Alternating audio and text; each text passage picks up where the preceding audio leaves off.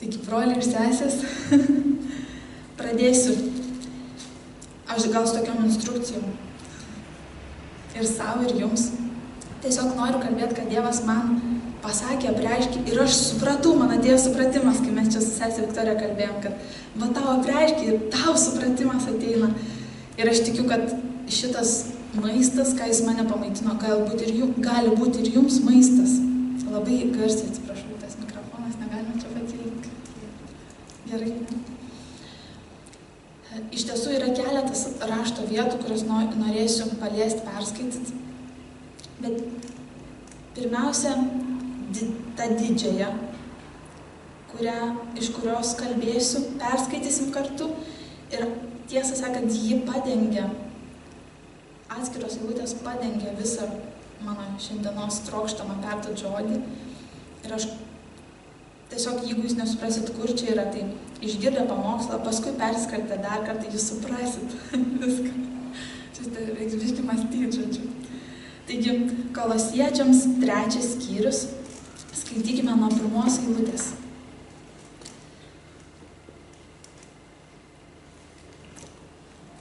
Jeigu esate su Kristumi prikelti, siekite to, kas aukštybėse, kur Kristus sėdi Dievo dešinėje. Mąstykite apie tai, kas aukštybėse, o ne apie tai, kas žemėje. Jūs juk esate mirę ir jūsų gyvenimas su Kristumi yra paslėptas Dieve. Kai pasirodys Kristus, mūsų gyvenimas, tada su juo ir jūs pasirodysite šlovėje. Todėl marinkite tuos savo narius, kurie yra žemėje, ištvirkavimą, netyrumą, aistringumą, piktą pageidimą, taip pat godumą, kuris yra stabmeldystė. Dėl šių dalykų ateina Dievo rūstybė, neklusnumo vaikams. Jūs irgi kadaise taip elgėtės, gyvendami tarp jų. Bet dabar jūs visą tai nusivilkite. Rūstybę, nirtulį, nelabumą, pyktį, piktžodžiavimą, nešvarias kalbas nuo savo lūpų. Nebemeluokite vienas kitam, nusivilkite senąjį žmogų su jo darbais ir apsivilkę naujų, kuris atnaujinamas pažinimu pagal atvaizdą to, kuris jį sukūrė. Čia jau nebėra nei graiko, nei žydo, nei apipjaustyto, nei neapipjaustyto, nei barbaro, nei skito, nei vergo, nei laisvojo, bet visa ir visuose Kristus. Todėl kaip Dievo išrinktieji, šventieji ir numylėtiniai, apsivilkite nuoširdžiu gailestingumu, gerumu, nuolankumu, romumu ir ištverme. Būkite vieni kitiems pakantus ir atleiskite vieni kitiems, jei vienas prieš kitą turite skundą. Kaip Kristus atleido, taip ir jūs atleiskite. O iš viso šito apsivilkite meilę, kuri yra tobulumo raištis. Jūsų širdise tai viešpatauja Dievo ramybė, į kurią esate pašaukti viename kūne. Ir būkite dėkingi. Kristaus žodis tegul tarpsta jumise, mokykite ir įspėkite vieni kitus visokeriopą išmintimi, su dėkinga širdimi, giedokite viešpačiui, psalmes, himnus ir dvasinės giesmes. Ir visa, ką bedarytumėte, žodžiu ar darbu, visą darykite viešpatės Jėzaus Kristaus vardu.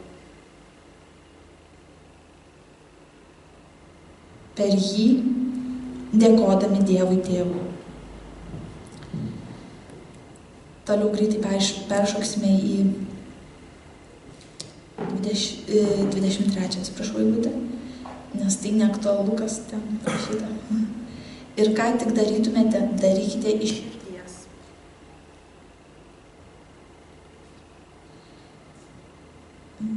Atsiprašau, kažko mikrofonas išsijunginėja. Ir ką tik darytumėte, darykite iš širdies kaip viešpačiai, o ne žmonėms, žinodami, kad iš viešpatės gausite palikimą kaip atlyginimą, nes jūs tarnaujate viešpačiui Kristui.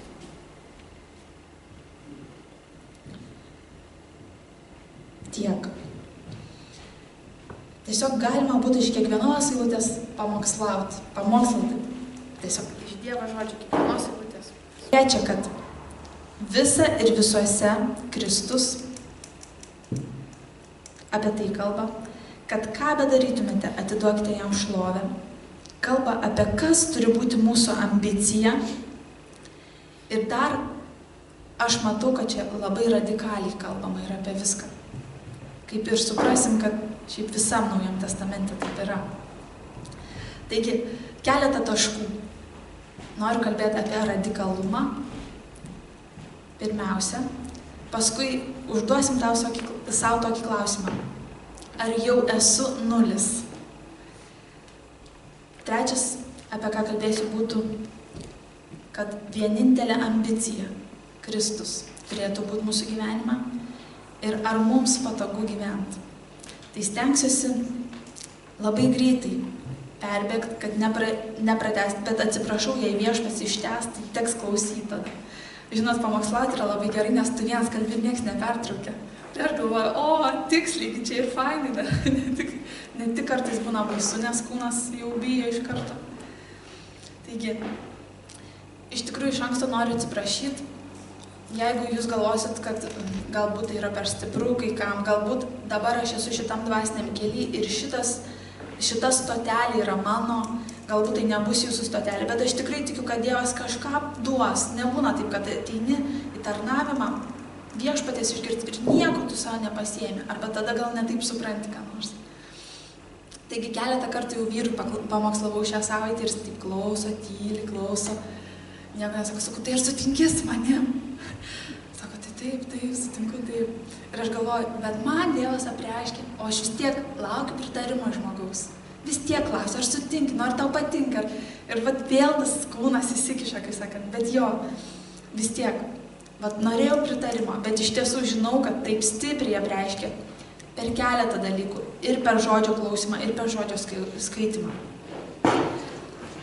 Nes kūne tai tarpsta abejonė, o viešpats jisai tiesą kalbis ir tiesiai kalba. Ir žinot, jo tas žodis ne visada būna jisai toks švelnus, ne visada būna toks mylintis, ne visada jisai taip apkabina tave ir taip šilta būna jame. Iš tikrųjų, Dievo žodis dažnai labai plaka. Ir mes turbūt visi jau esam tai patyrę. Dažnai būna, kad jeigu esam jau labai nedvasiški, tai iškart pasipiktinam, kai mus plaka, tiesiog nenorim to girdėti. Pavyzdžiui, kaip vaikystėj, aš esu labai dėkinga savo mamai, nes tokią rykštę gaudavau, odinį tokį diržą turėjau. Jau kaip atsibydavau manęs tų diržų, tai jau žinojau, kad dabar tai aš klausysiu tikrai jau. Ir aš iš tikrųjų galvoju, kas be to diržo būtų buvę, taigi nežinau, kur dabar būčiau. Iš tikrųjų, ir Dievo žodis taip pat sako, kad reikia duoti diržo vaikui. Tai viešpats turbūt irgi savo žodžiu mus ne taip tiesiogiai, bet iš tikrųjų nepaklusdami mūsų kūnas labai kenčia. Taigi Dievo žodis plaka ir šita rykštė yra labai tokia radikali. Taigi meilė nėra vien tik tai švelnumas ir bučiniai ir apkabinimai. Žinot, toks yra, lietuviškai yra žodis išlepintas vaikas, o angliškas labai geras žodis spoiled. Tai jisai reiškia išlepintas, bet šitas žodis, tiesą sakant, dar reiškia ir sugadintas. Tai turbūt jau kažkam sakiau, kažkas gal nežino, bet nes išlepintas tai yra sugadintas. Tai sugadintas tai yra labai jau blogai. Žodžiu, reikia rykštės. Taigi šiandieną turiu tokį paraginimą dėl radikalumo. Tai kas yra radikalumas, kas gal nežino, jeigu jaunesni, tai yra, kai tu kažką darai taip ir ne kitaip. Tai va šitaip va, aš myliu viešpatį, va taip va, aš gyvenu. Ir nėra tame abejonės, niekas tavęs negali nukreipti, tarsi tiesa bandys, bet tu esi radikalus, tu stovi stipriai, bet tiesa Kristuje. Stiprus reikalas ir tam reikia apsisprendimo. Kaip ir daug kur gyvenime, mes kažką darydami turime apsispręsti ir būti radikaliais. Neblaškomais vėjo mes turim padaryti apsisprendimą. Tai mūsų yra dalis. Pasirinkti Kristų, mes apsisprendžiam. Taigi, žinote, mes esame naujojoje sandaroje. Naujoji sandara yra Naujasis testamentas, Senasis testamentas. ten daugelis tokių veikėjų, kaip ten Elijas, Nojus, Lotas ir daug Mozė, jie buvo Senojoje sandoroje. Ir jie turėjo tokį gyvenimą up and down, kaip sakau, angliškai lengviau, up and down. Ir depresijų visokių buvo, ir puolimo į nuodėmę, ir visokių nukrypimų, kaip sakant. Ir labai tenais yra toksai, paskaitai galva, oho, čia dievo žmogus toks buvo, nu jo, tai gal ir man galima tada. Bet ne, čia yra dabar yra naujoji sandora, dabar yra kitaip, nes Kristus, kaip mes jau visi žinom, pakėlė labai kartelę. Ypač Hebrajams laiškas kalba apie šitą, tai Paulius kalba Hebrajams ir jis labai tenais aiškiai parodo pakeltą kartelę. Jeigu turėsit laiko perskaitys, tikrai nėra ilgas laiškas Hebrajams. Taigi, taip pat skaityti Bibliją reikia, išgirdau tokius žodžius, skaityti Bibliją reikia neskaityti kaip kokį nors tenais pasaulietinį meilės romaną ir eiti, žinai, per žodžius, skaityti ir kad tu žinių įgautum kažkokių. Bet skaityti Bibliją, aš esu įstikinus, kad reikia lėtai ir kad Biblija per tave tekėtų. O tai reiškia gyvenimą. Tada, kai Biblija teka per tave, nesvarbu, galbūt tai užtruks 50 metų, gal tu perskaitysi visą Bibliją, bet jinai, jeigu pertekės per tave, tai tada tu gyvensi ją. Taigi, žodis tekėdamas per mus, tai yra gyvenimas, visas išbandymas. Taip pat naujoji sandora, jinai sako, kad reikia mylėti savo priešus. Jau senoji sandorai, jie džiaugdavosi, jeigu priešas ten žūsta, lūžta, ten jam viskas nesiseka, jie sako, Dieve, tu mums pergalę davėjai. O čia ne. Tau labai blogai, jeigu tu džiaugiesi, kai tavo priešai blogai. Vadinasi, tu esi dar senoji sandorai. Tu gyveni Seno testamento, kaip vienas pastorius pasakė, darželinokiškais laikais, darželį dar esi. Todėl, kad dabar šitas radikalumas čia ir atsiskleidžia, kad naujoji sandora yra labai stipriai su Jėzum keliauja. Tai iš darželio reikia išeiti ir eiti su Jėzum į šitą naują sandorą. Bet dėja, daugelis krikščionių dar vis gyvena senojoje ir gyvena ir žiūri, kaip, tas krito vienas, tas neištikimas buvo, tam taip, bet Dievas jos mylėjo, ne, taip nebėra. Mums, ir aš žinau, kad man pačiai reikia toliau eiti, jau galbūt kiti ir universitetus dvasinius dabar baiginėjo, gal kiti dar sėdime darželyje. Žiūrėkite, kaip Paulius radikaliai šneka 2 Korintiečiams 2:14.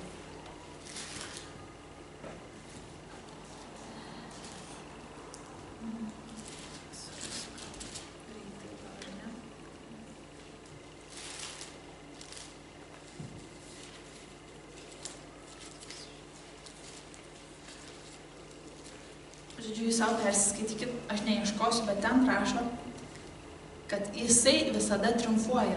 Paulius sako, su Jėzumi aš visada triumfuoju. Ir tai sakydamas, jis sako, 24 valandas, 7 dienas per savaitę, aš esu pergalė.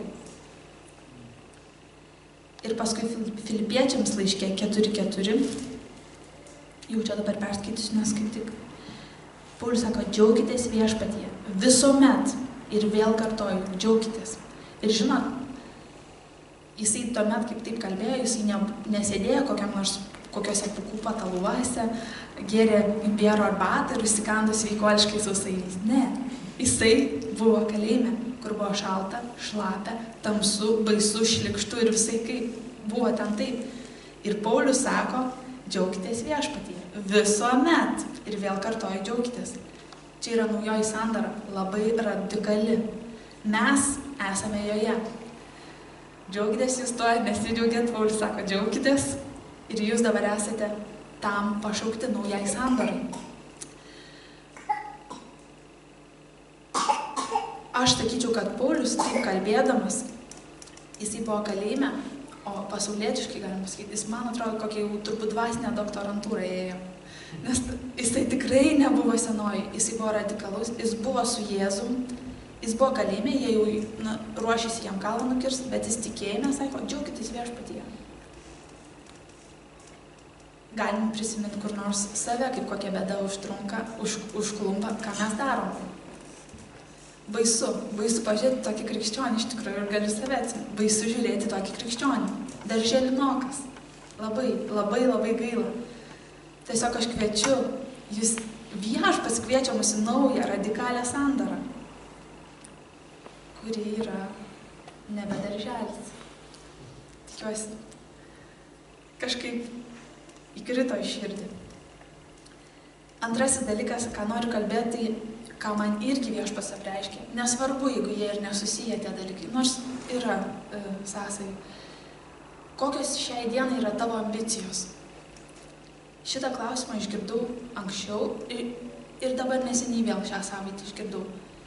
Ir man taip užtvirtėjo širdį, kokios krikščionių yra ambicijos. Ar tau norisi būti šventu, tobulu, koks Kristus buvo? Ar norisi? Tu turi tokių ambicijų, būti tokiu. Ir kokį gyvenimą tu turi nešti, norėdamas būti tokiu. Kam tu nori atiduoti šlovę? Kaip mes skaitėm Kolosiečius, tenais rašo, iš tikrųjų reikia pasidaryti išvadą, tenais rašo, kad jam šlovę turi atiduoti tavo gyvenimas dabar. Ir tiesiog užduok savo klausimą, kokios tavo ambicijos. Ar šiandien tu nori užauginti vaikus, gal anūkus nori užauginti, gal mokslus baigti, gal darbą kokį susirasti, gal verslininku tapti, gal apkeliauti pasaulį. Atleiskit, bet aš manau, kad jeigu šitose ambicijose nėra Kristus, tai nėra krikščioniškos ambicijos. Mūsų vienintelis siekis turi būti Kristus. Ir man labai sunku pasakyti žmonėm, kai jie sako, na mes susituokėm su žmona, dabar pirksim butą, dabar planuojam jį remontuoti, o paskui kitą pirksim, darysim tokį verslą, čia mūsų planai tokie. Ir paskui man tai krikščionis ir aš galvoju, tai nėra Kristus. Ir man atrodo, aš galvoju, man gaila tau pasakyti, man kažkaip tavęs gaila, bet vėlgi Dievas nori, kad mes kalbėtume tiesą, teisingai sakė, nemeluokite vieni kitiems. Ir aš nepasakiau tam žmogui, kad o kur tose ambicijose yra Kristus? Jų ten nėra. Puiku, jeigu tu nori užauginti vaikus, kurie tarnaus Kristui. Puiku, tai yra ambicija dėl Kristaus. Baigti mokslus, dėl kuriais tu irgi galėsi labiau tarnauti Dievui. Tapti verslininku, tada aukot galėsi labiau viešpačiui. Nusipirkti mašiną, su jie galėsi tarnauti, vežioti visus, kurie neturi jos. Apkeliauti pasaulį, tada turi skelbti Evangeliją. Nežinau, gal nesutiksit su manim, bet tikrai Dievas man apreiškė, kad vienintelė krikščionio ambicija turi būti Kristus. Jeigu tame, ką tu darai, ko tu sieki, nėra viršuje parašyta Kristus, tada bloga ambicija, ji tau netinka, tau reikia jas keisti. Tenais nėra Kristus. Atleiskit, jeigu nepatinka šitas žodis. Iš tikrųjų, aš tai supratau ir buvau kalbėjus su keletu žmonių, jie labai ginčiasi su manim, jie tiesiog buvo krikščionys, jiems tai nepatiko. Aš galvoju, tada aš nekalbėsiu daugiau, bet tai nėra teisinga. Jeigu Dievas tavo apreiškė idėjų į širdį, ne žmogus ką pagalvos, o ką viešpats nori, kad tu darytum. Taigi trečias dalykas, kaip aš išgirdau ir uždaviau šitą klausimą savo, aš noriu, kad užduotumėt ir jūs. Ar jau esi nulis? Ar jau esi niekas ir tuščias be Kristaus? Ar jau pasijutai nulis? Ar jau tavęs nėra ir yra tik Kristus? Kaip mūsų pastorius Justas kažkada pasako keletą turbūt kartų, kad tu esi nulis, bet Jėzus yra vienas. Ir jeigu tu ir Jėzus, tai yra 10. Jeigu dar vienas 0, 100, jeigu dar ir taip skaičius didėja tiesa, bet be jo negali prisidėti prie kiekvieno, nes mes visi esam nuliai prieš jį. Iš karto kam nors jau, tik išdidumas kyla kažkaip, aš nulis? Tikrai jau čia ne man čia kalbėjau, čia jinai kažkokia fanatikė, kaip esu pavadinta kažkada. Bet žinai, jeigu tu to nesuprasi, jeigu tu nesuklupsi prieš viešpatį kaip nulis, tada tu neatgimsti iš aukšto. Gali būti, kad tu jau daug metų tikėjime, kad tu eini, kažką darai, kažkas keičiasi, bet tu visur sakai, aš padarysiu, aš įveiksiu šitą priešą, aš ten pasikeisiu, aš nebepyksiu. Bet jeigu tik vien tose ambicijose, tose planuose esi tu, ką tu padarysi, ko tu, tai tada ten nėra Kristaus, vadinasi, atleiskit, bet kaip aš išgirdau šitą, tada sako, tu neatgimė iš aukšto, tu net nesi atgimęs iš aukšto tada, brangus brolis esi. Galvoju, oho, tai niekam dabar nesakysiu, gal ir aš neatgimus tada, bet širdyje tai žinai, juk iš tikro, kas vyksta, ir Dievas žino, ir tu žinai, dviese tik žinot.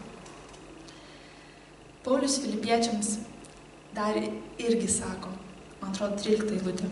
Taip, aš visą galiu Kristuje, kuris mane stiprina. Šitą sako nulis, nes jeigu jis nebūtų savo pripažinęs, kad jis yra nulis prieš Dievą, jis nesakytų, aš viską galiu Kristuje, jis sakytų, aš viską galiu pats, pasimelsiu ir padarysiu. Jei tavo yra gyvenime dar kažkokie veikiantis, sako kiti, čia jis krikščionis atgimęs, bet apsėstas kažkoks dvasios, kažkokios pasiten savanaudiškumas, troškimai kažkokie įdomus ir prakeikimas kažkoks ant jo turbūt. Ant atgimusio krikščionio, aš tikrai tikiu, davė Viešpats žinot, nėra jokių dvasių, prakeikimų, jokių kažkokių apsėdimų. Tai negali būti, žmogus negali būti pasidalinęs. Viešpats užima tavo visą širdį, tave visą. Jis negali su šėtonu dalintis per pusę tavo širdies. Aš nežinau kaip jūs, bet man tai Biblija sako, kad negali.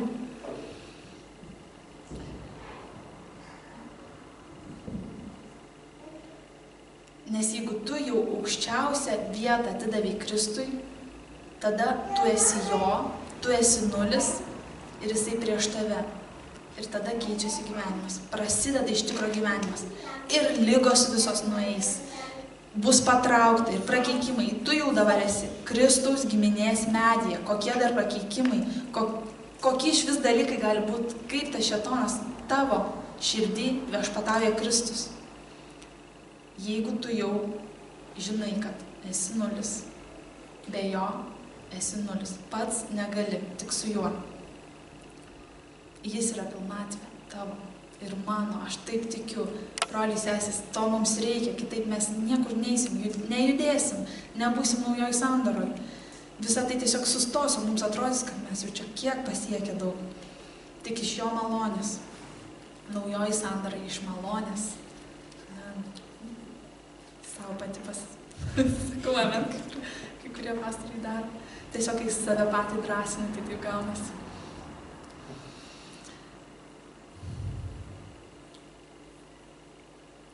Tiesiog pervedu akim greitai, ką dar, kad nepamirščiau.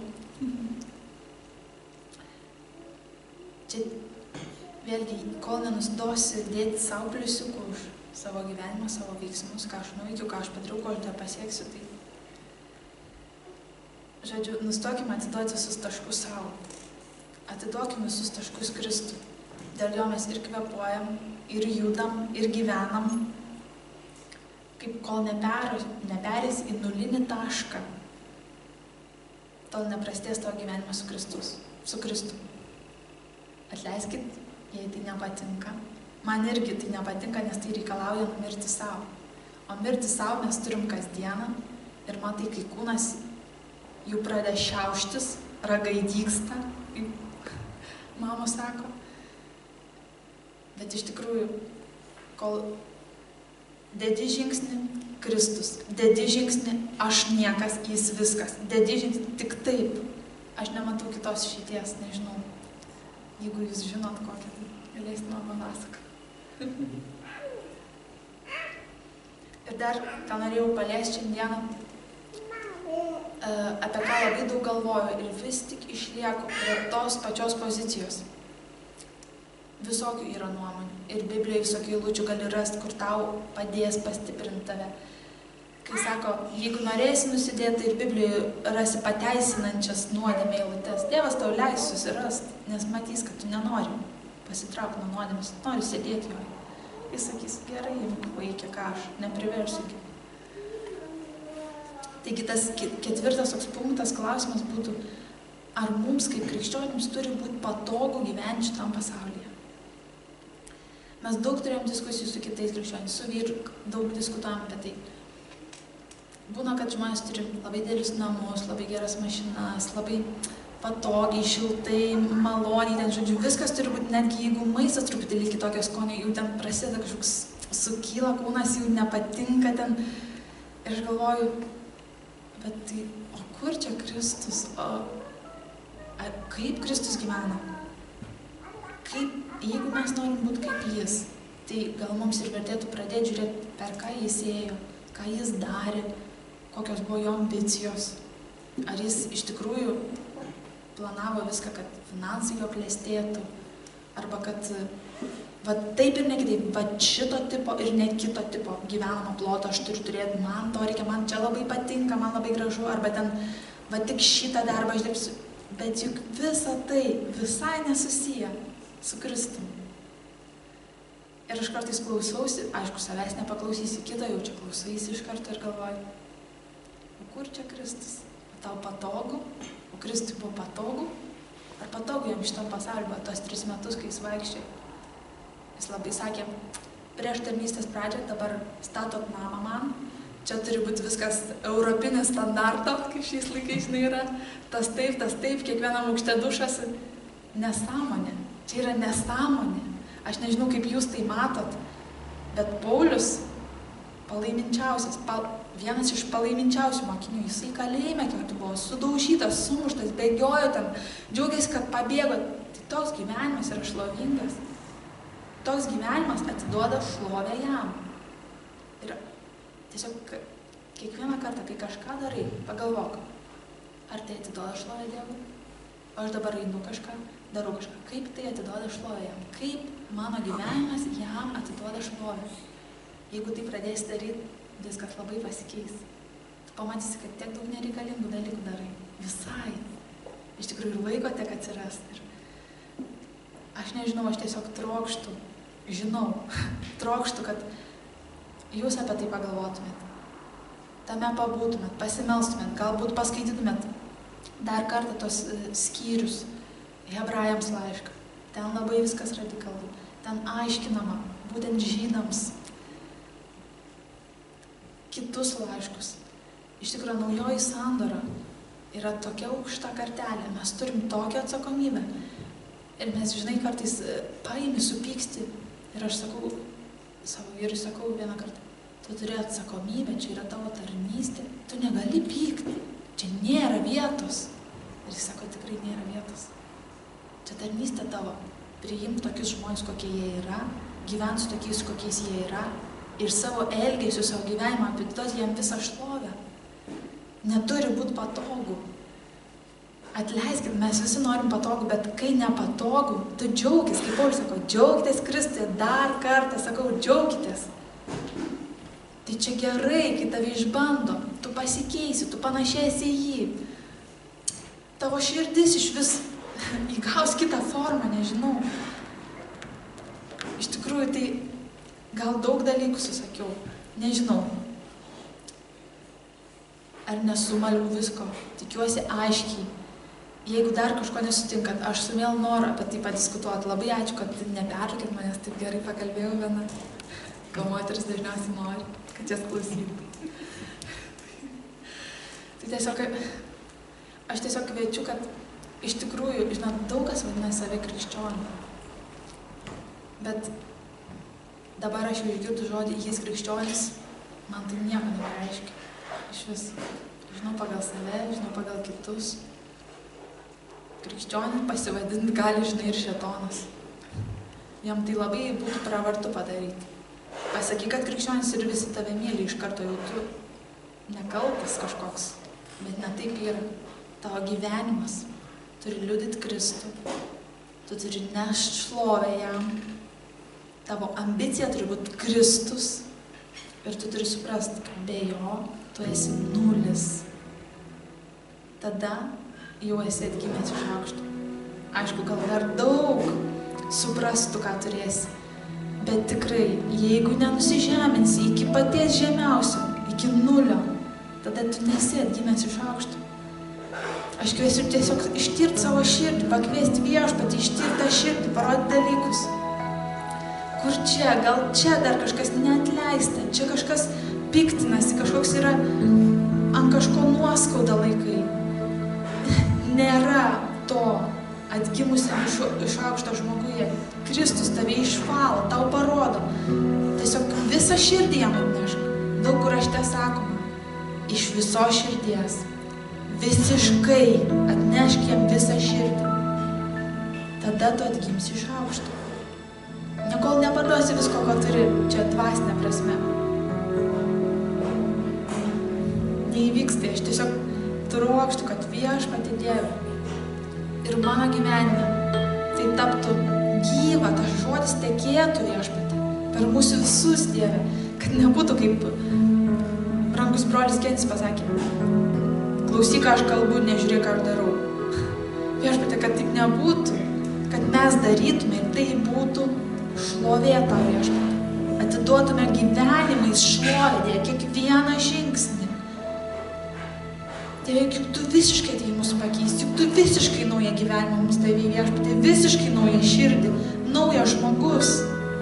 Dabar, pasakyk dabar jau, tu naujas, atėjau jums gyvenimą duotą apščiai, pilną gyvenimą. Tiesiog kviečiu mirti savo dar kartą, jeigu jau ir 1000 kartų mirėjai, gal ne iš tikro, gal ne iki galo. Viešpatie Dieve, parodyk mums kasdieniam gyvenime, Dieve, mūsų dvasiniam bendravime su tavimi, Viešpatie. Kokios yra klaidos, Viešpatie, kur mes dar pliusus savo dedam, kur mes dar savo varneles užsidedam ir atiduodam savo šlovę. Viešpatie Dieve, mes tiesiog kviečiam tave į šitą situaciją šiandien, į šitą žodį, kad jisai tarptų mums, kad tavo žodis būtų lietųsi per mūsų, Viešpatie. Tavo žodis nebūtų knyga. Kai kažkas pavadino knyga Biblija, tai aš net sutrikau, tai čia ne knyga, tai čia Dievo žodis. Ačiū Dievui, Viešpatie, už tavo žodį. Tiesiog, Dieve, suteik gyvybės, palaimink, pakelk lyderius, Viešpatie, šitoje vietoje, kurie jau žino, kad jie nulis, kad jie negalvoja, aš nemoku dainuoti, aš negaliu šlovėti, aš negaliu kalbėti. Ne tu, o Kristus.